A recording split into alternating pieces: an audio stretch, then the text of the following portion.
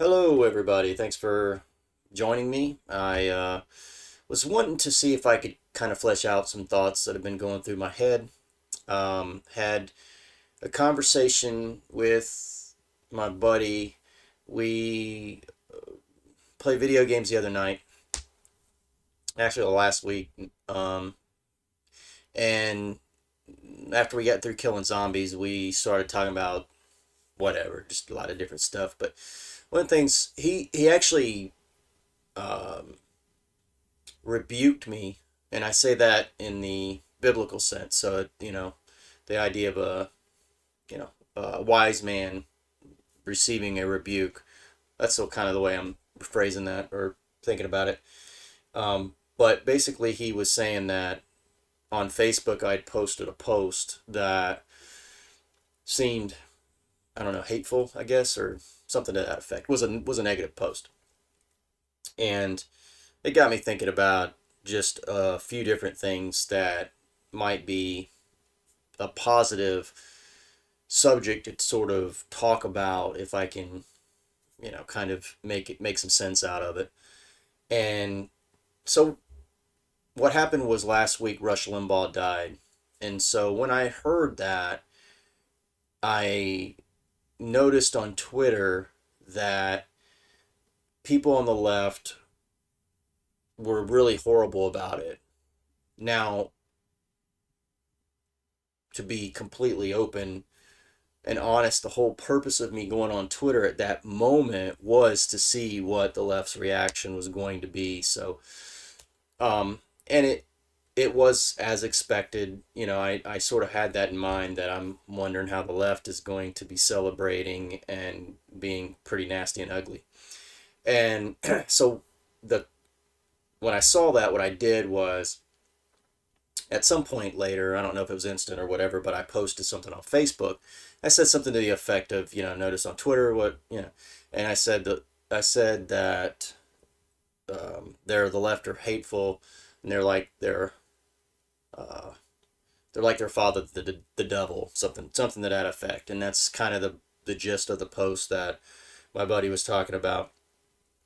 And the reason why that has got me thinking is because here I get on Twitter, and I see people being nasty and negative, and then according to my buddy, that's what I did. So, um, and it's interesting how I think that's first of all, if you have somebody you can talk to that is because my buddy is a different uh, typically comes from a different perspective a lot of times than I do. If you have somebody like that in your life, to me it's invaluable, because I mean, me and my wife are a little bit like that, at least not like politics wise, but in a number of different things. And you know I think she compliments me rather well, and she's got strengths that I don't have, and can do if left up to me, the family would probably be in trouble about certain things. So, um, but it's just nice to have a different perspective and see things, and so that I do value conversations like that. And so it got me thinking, about the whole way we get polarized about politics, and that was the example, right? Because think about, this is just a guy on the radio. I'm sure most of the people that were commenting to about Rush never met him, have no idea who he is as a real person, and yet they in that moment, in that situation where it's not a triumph. You're not coming after him and saying, well, let's counterbalance this positive with a negative. It's this piling on with a negative on top of a negative, and you know there's a few different ways to sort of tackle this, I suppose. So part of it is, you know just a lesson in human nature. Now, a big this is an amplified version of it because everybody who's familiar with social media knows that that's kind of like the worst place. Especially Twitter, I would say. Most of the people there are anonymous accounts, and they would say stuff on there that they would probably never say in person. So, you know, to be fair, it's not the most accurate view of humanity, but I would say that it's almost close to. I don't know if you guys feel this way, but sometimes when you're driving, uh, it gives you a glimpse of the inconsiderate nature of humans. Sometimes people, and I don't mean so inconsiderate. Sometimes it's just that, as in the clinical definition, they're just not considering everyone. Sometimes it's just they're in their own world driving, not paying attention, and other times it's their trip that's important and nobody else, uh, matters. And so we kind of see that. I think that is like that a little bit on social media, and I'm sure I'm no, and this is where perspectives are important, because there's probably somebody who's felt that way about me when I've been driving, and so um the what I wanted to do with this was sort of explain why. Well, let's start here.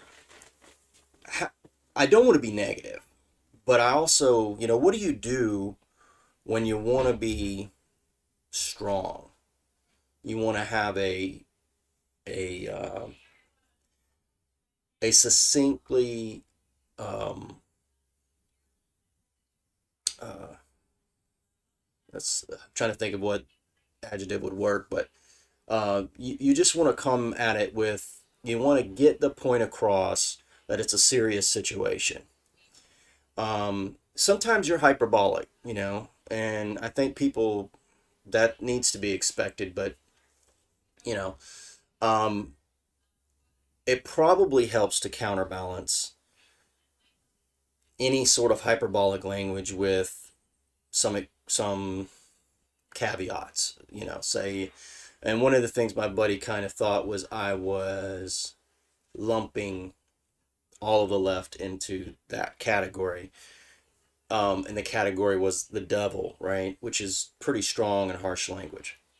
So there's a couple things that, I think. First of all, um, I think sometimes you do have to speak strongly, but I also do think there's something about what he said. You also should come across where you want communication.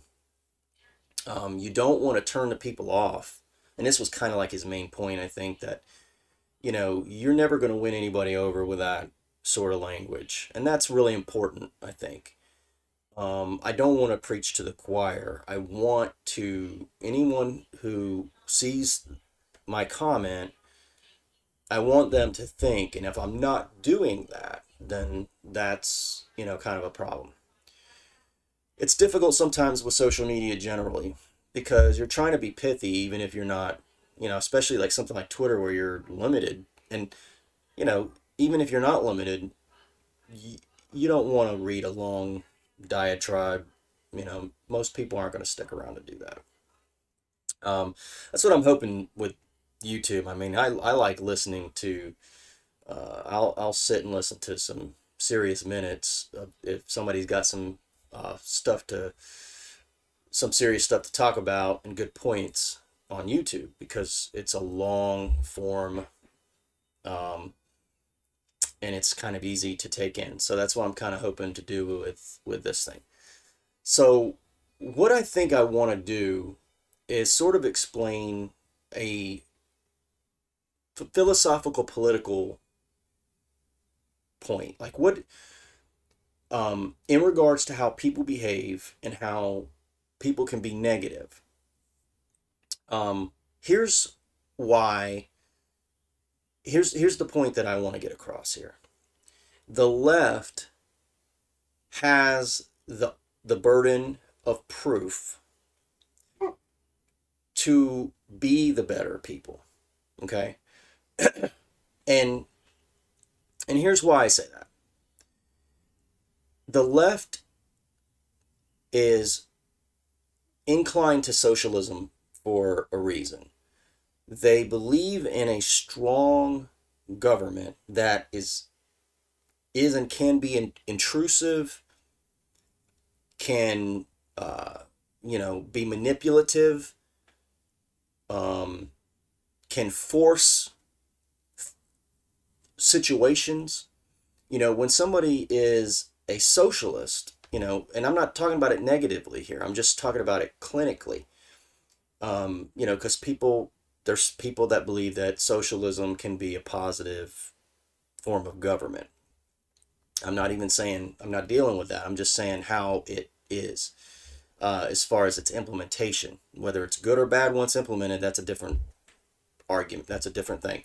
What I'm saying at this point is, in order to implement socialism, you have to have a strong government, because that's the only way you can socially engineer. It's top-down engineering from a government standpoint.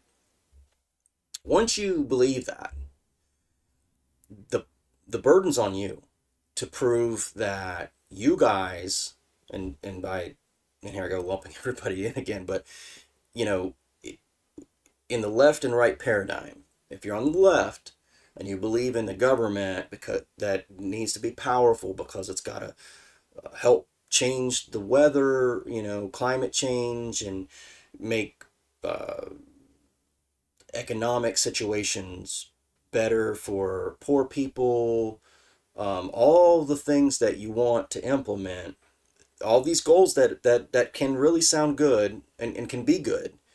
um, you have to have a strong government.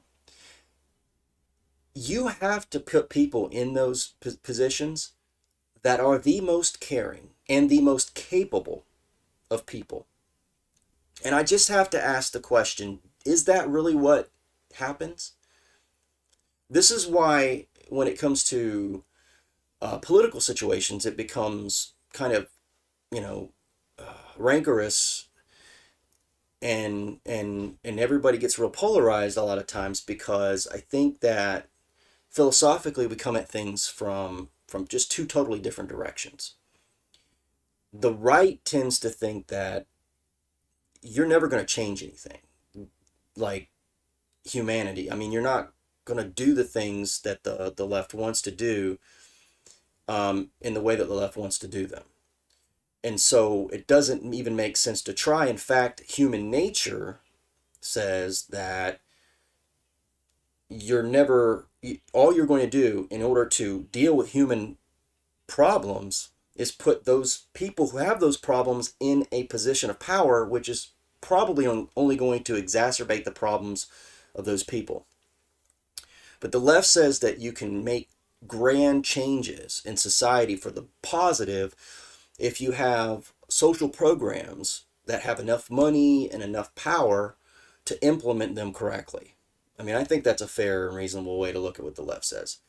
And the problem, again, to restate, you better have people in charge of those that are the most caring and the most capable. And just generally, if you look at society, the best you could possibly say about people on the left is that they're as bad as people on the right. I personally would argue they're worse. That, and I'm not lumping people, I'm just saying, like, in general clumps and groups, right? Obviously there's a lot of great people on the left, and there's a lot of bad people on the right. Okay, so I want to put that out there as the caveat, right? But again, let's just start with the standpoint that they're all bad equally. That way we don't even have to worry about fighting over who's worse, the left or the right. If they're all bad equally, wouldn't it make sense to say that the people who are in charge are also equally bad?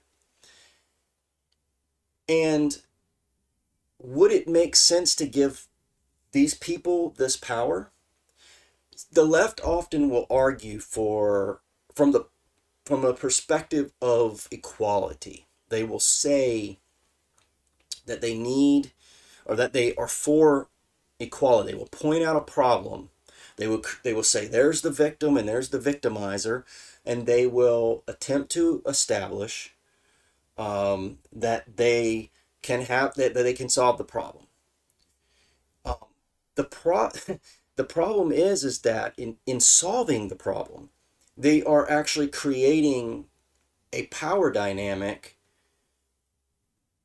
that's exactly like what the problem that they claim to be against. So in other words, they point and they say that's not fair. So somebody's up higher, whether it be economic or the justice system or whatever it is, than this other person or this other group. And then they're going to exalt people and groups to these grand positions in an attempt to create a better playing field or a better outcome. For them, it's an outcome in general society.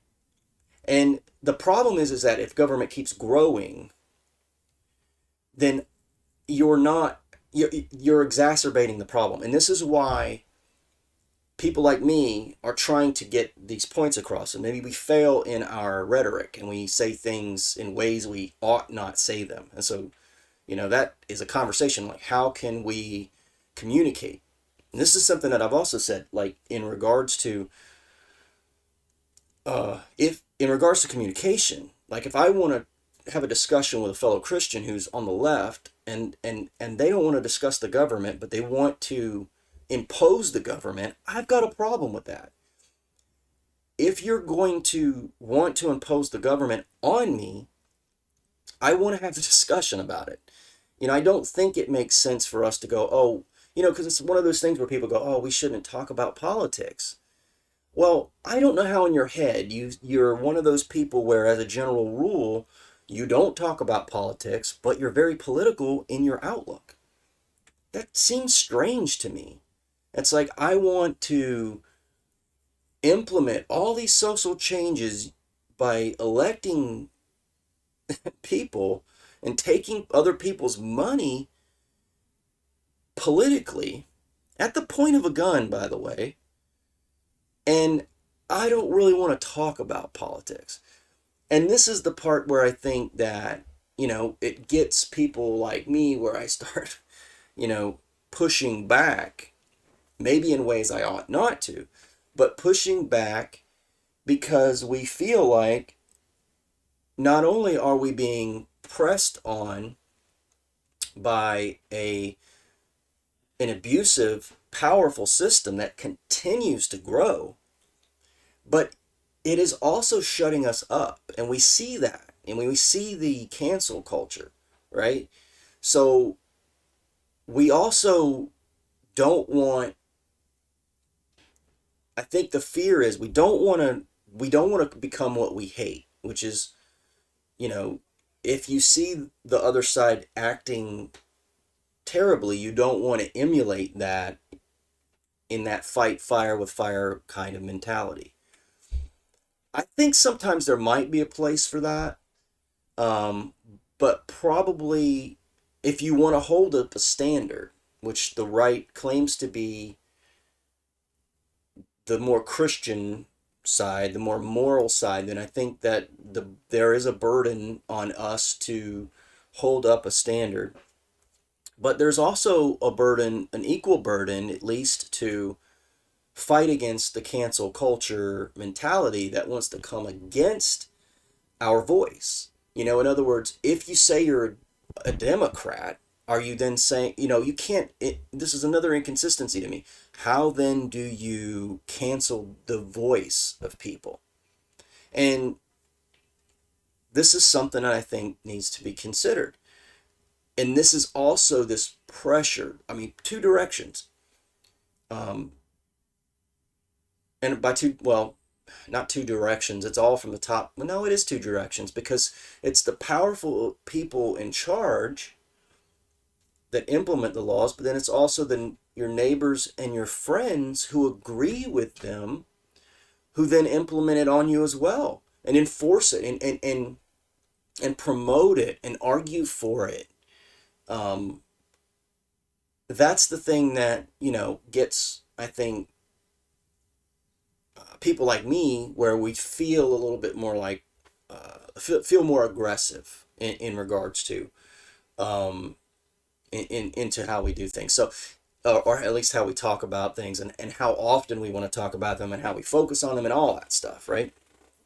So, um, I guess that's about it for this. I think that I'm just interested in what, what, if anybody has any comments about how can we, as citizens, family and friends, and how can we change the uh, the conversation to a more constructive one, and get past the ridicule, um, and I think one thing, before I end it, let me just say this too. I think we have to get past this concept of being tricked by optics too. If somebody comes in and says,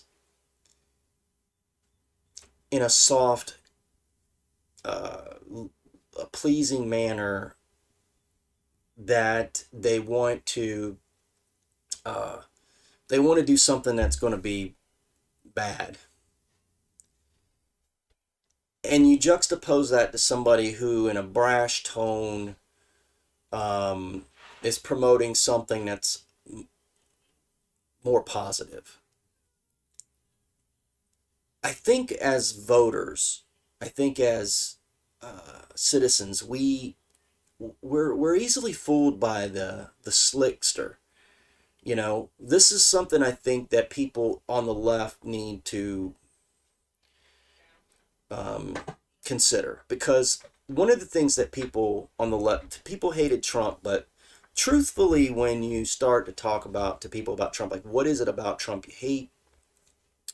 Inevitably, they say things, one, that aren't true, that he's a racist, or, um, a sex. Well, I mean, I don't know if he's a sexist. He might be. I don't know, but though the racist thing is definitely not true. Um, but typically, it comes down to the way he speaks. You know, the thing that I liked about Trump was, I thought that was refreshing. Like, I didn't like everything he said, but I knew that's what he meant. Like I knew that's who he is. He wasn't lying in that respect. Now, he exaggerated. Okay, so I'm not going to say, but he exaggerated all the time. It was just his manner of speaking. He's not a liar, though, in the political sense. He's not saying things that aren't true, and I'm going to avoid comparing him to, um, other politicians, just because I don't want this video to be partisan, at least as much as I can help it. But that is a difference to me. Other politicians will say very nicely, very confidently, things that just they know. I'm not talking about, I mean, you can say something you think's true and it turns out not to be true. That's not a lie. That's just, you made a mistake when you spoke, or you're just a misunderstanding on your part. But if you're saying something confidently and you know it's not true, that's a lie.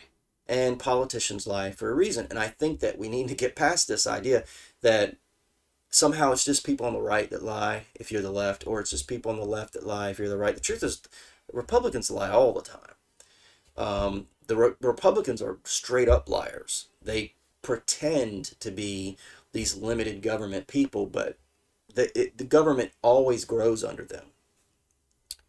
Um, and I just think we miss an opportunity as a people, as a citizen, to start looking at it. If there's going to be an us and them dichotomy, right?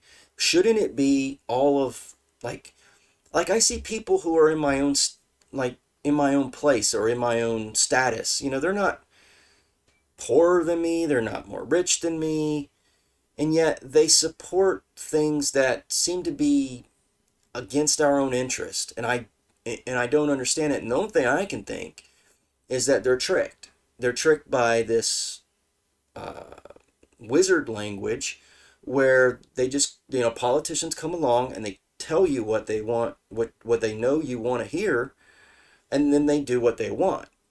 And everything that they do has a label and I mean, the whole machine is set up to explain why it's so great for you. And I and when somebody like me comes along and doubts all of it basically and says, "Oh, you guys need to listen to, you should listen to me," right?